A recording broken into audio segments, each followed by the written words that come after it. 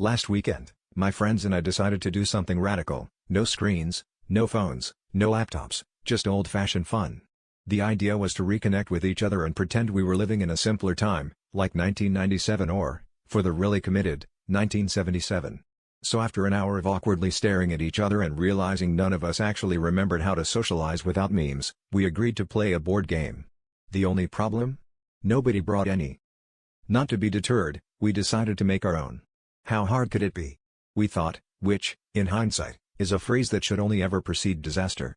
We started with Monopoly as inspiration, then added some Risk for drama, a sprinkle of Clue for mystery, and some Twister because, well, why not?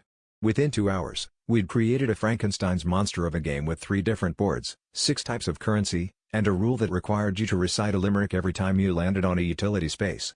At one point, someone suggested a bank heist mechanic, and suddenly my living room was filled with people yelling, "Hands up!" while balancing on one foot and rolling 4 dice at once.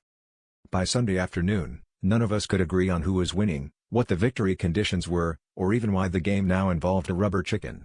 Arguments broke out over whether the chicken was a wild card or a tax deduction. The rules document had ballooned to 34 pages, and there was a heated debate over whether mandatory interpretive dance was an acceptable penalty for missing a turn.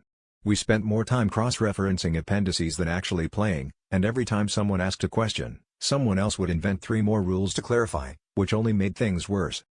In the end, we realized we'd invented a game so boring, so convoluted, and so soul-crushingly tedious, we could only call it one thing: monotony, the only game where you lose the moment you start playing.